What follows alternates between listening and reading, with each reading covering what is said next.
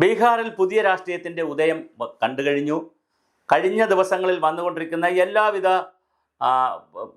സർവേകളും പോളുകളുമെല്ലാം വളരെ കൃത്യമായി ഒരു BJP NDA എഡ്ജാണ് പറഞ്ഞതെങ്കിലും കാര്യങ്ങൾ മാറി മാറി വന്നുകൊണ്ടിരിക്കുന്നു. ഇപ്പോൾ തേജസ്വി യാദവ് വളരെ കൃത്യമായി ഈ കാര്യങ്ങളിലേക്ക് വന്നിരിക്കുന്നു.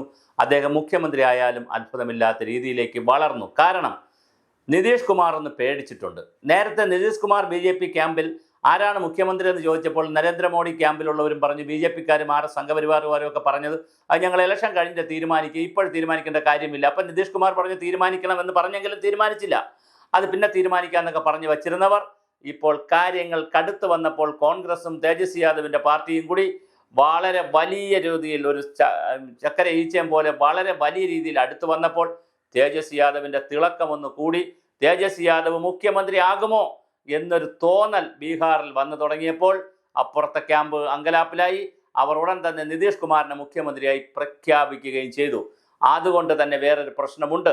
നിതീഷ് കുമാറിനെ മുഖ്യമന്ത്രിയായി പ്രഖ്യാപിച്ചതോടുകൂടി BJP ക്യാമ്പുകാർ അലർട്ട് ചെയ്യാൻ തുടങ്ങി. കാരണം BJP-യും തുല്യമായി മത്സരിക്കുന്നു, നിതീഷ് കുമാറും തുല്യം, 50-50 ആണ് അവരുടെ സീറ്റ് വിഭജനം. അപ്പോൾ സ്വാഭാവികമായിട്ട് BJP-ക്കാണ് ഒരു അപ്പർ ഹാൻഡ് കിട്ടിയിരുന്നതെങ്കിൽ BJP-ക്ക് മുഖ്യമന്ത്രി സ്ഥാനാർത്ഥി പറ്റുമല്ലോ. ആ ഗ്യാപ്പാണ് ആരടച്ചു കളഞ്ഞത്? നിതീഷ് കുമാറിൻ്റെ പാർട്ടി അടച്ചു കളഞ്ഞത്. അതിൽ BJP-ക്ക് വലിയ ഒരു പരാതിയുണ്ട്, ആത്മസംഘർഷമുണ്ട്, പാർട്ടി അണികൾക്കിടയിൽ വലിയ നിരാശയുണ്ട്.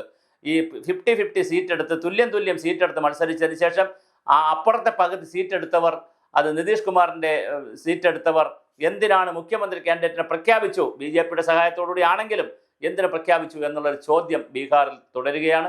അതുകൊണ്ട് തന്നെ ഇതെല്ലാം മുതലാക്കാനുള്ള അപ്പുറത്തെ വീട്ടിലെ അടിയാണ് നമ്മുടെ കഞ്ഞി എന്ന് പറഞ്ഞതുപോലെ നിതീഷ് കുമാർ BJP ക്യാമ്പിലെ ഉണ്ടായിരിക്കുന്ന അടിയൊഴുക്കുകൾ വളരെ കൃത്യമായി തേജസ്വി യാദവ് കൊണ്ടുപോകാനുള്ള സാധ്യതയുണ്ട്.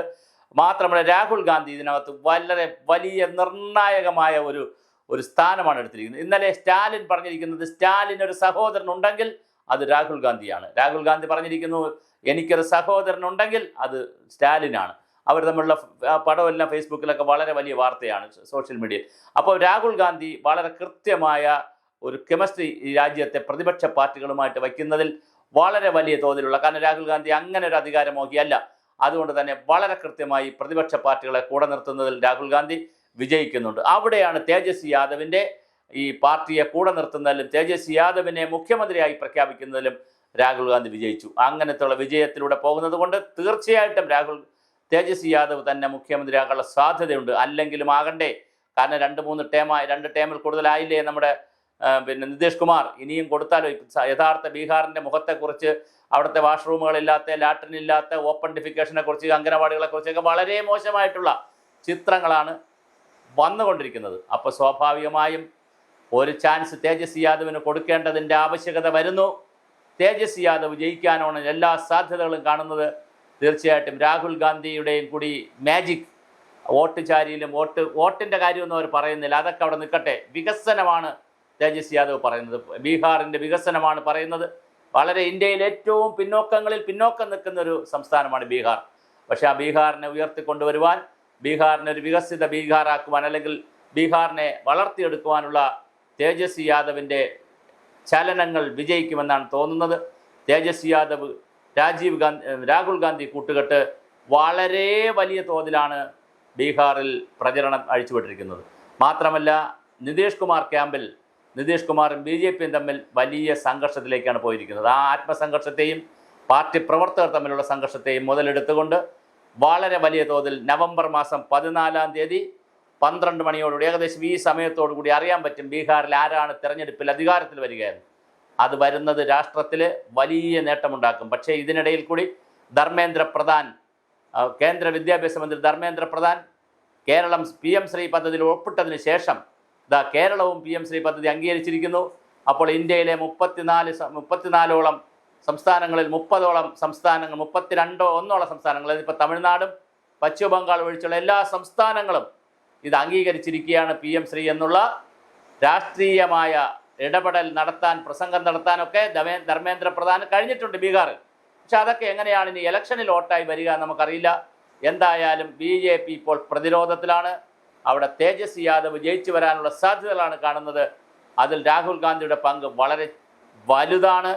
രാഹുൽ ഗാന്ധി അധികാരത്തിൽ നിന്ന് മാറി നിന്നുകൊണ്ട് തന്നെ കോൺഗ്രസിനെ മാറി നിർത്തിക്കൊണ്ട് തന്നെ തേജസ്വി യാദവ് അധികാരത്തിൽ വരട്ടെ എന്നുള്ള ഒരു കാഴ്ചപ്പാട് എടുത്തതോടുകൂടി ബീഹാർ രാഷ്ട്രീയം മറ്റൊരു തരത്തിലേക്ക് തിരിഞ്ഞിരിക്കുകയാണ്.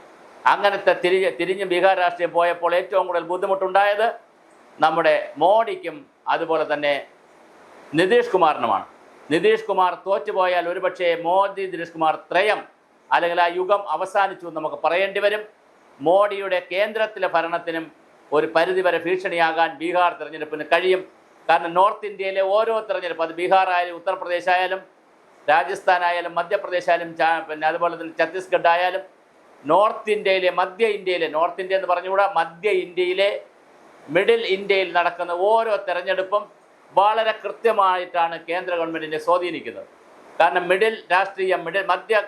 ഇന്ത്യയിലെ മധ്യഭാരതത്തിലെ 3-4 സ്റ്റേറ്റുകളാണ് കൃത്യമായി കേന്ദ്ര ഗവൺമെൻറ്റിനെ തീരുമാനിക്കുന്നത്, വരുന്ന തെരഞ്ഞെടുപ്പുകളെ സ്വാധീനിക്കുന്നത്.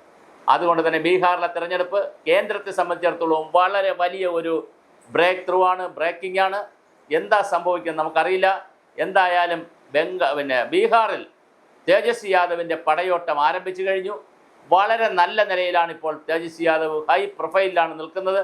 ആ ഗ്രാഫ് ഉയർന്നു നിൽക്കുന്നത് കൊണ്ട് തന്നെ തേജസ്വി യാദവ് മുഖ്യമന്ത്രിയായാലും അത്ഭുതമില്ല എന്നുള്ളൊരു തിരിച്ചുവരവിന് വേണ്ടി ലാലു പ്രസാദ് യാദവിൻ്റെ സംവിധാനങ്ങളോട് കൂടിയ എല്ലാ തിരിച്ചുവരവിനും, അതായത് ലാലു പ്രസാദ് യാദവ് ജയിലിലേക്ക് കടന്നു കഴിഞ്ഞപ്പോൾ വലിയ സിമ്പതിയൊക്കെ അവിടുത്തെ ജനങ്ങൾക്ക് വന്നിട്ടുണ്ട്.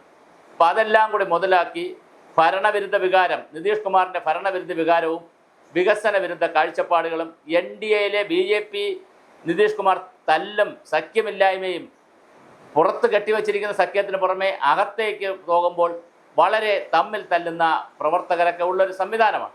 ആ സംവിധാനത്തിൽ നിന്നുകൊണ്ട് നമ്മുടെ തേജസ്വി യാദവ് വിജയിച്ച് കയറാൻ തന്നെയാണ് സാധ്യത. എന്തായാലും നമുക്ക് കാത്തിരുന്ന് കാണാം. വരുന്ന ദിവസങ്ങളിൽ തീർച്ചയായും തേജസ്വി യാദവിൻ്റെ ദിവസങ്ങളാണ്. രാഹുൽ ഗാന്ധിയും തേജസ്വി യാദവും കൂടി ചേരുന്ന ആ ഒരു രണ്ടുപേരും ചേരുന്നൊരു സഖ്യം തീർച്ചയായിട്ടും ബീഹാറിൽ വലിയ മാറ്റമുണ്ടാക്കി കൊടുക്കുവാനുള്ള എല്ലാ സാധ്യതയും കാണുന്നു. വോട്ട് ചാരിയുടെ കാലത്ത് വോട്ടധികാരി യാത്ര നടത്തിയ സമയത്ത് ബീഹാറിലെ ജനങ്ങളെ ഇളക്കി മറിച്ചതാണ് രാഹുൽ ഗാന്ധിയും തേജസ്വി യാദവും കൂടി. ആ ഇളക്കി മറിയലിൻ്റെ ബാക്കി പത്രം തീർച്ചയായിട്ടും ഈ ഇലക്ഷനിൽ ഉണ്ടാകാനുള്ള എല്ലാ സാധ്യതയുമാണ് തെളിഞ്ഞത്.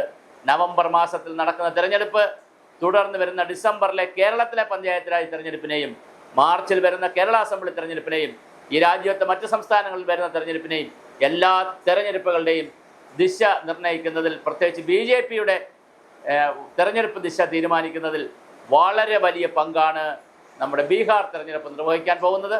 എന്തായാലും ആ പടയോട്ടത്തിൽ തീർച്ചയായും തേജസ്വി യാദവ് വിജയിക്കുക തന്നെ ചെയ്യും എന്നുള്ളതാണ് ബീഹാറിൽ നിന്നുള്ള ട്രെൻഡുകളൊക്കെ കാണിക്കുന്നത്.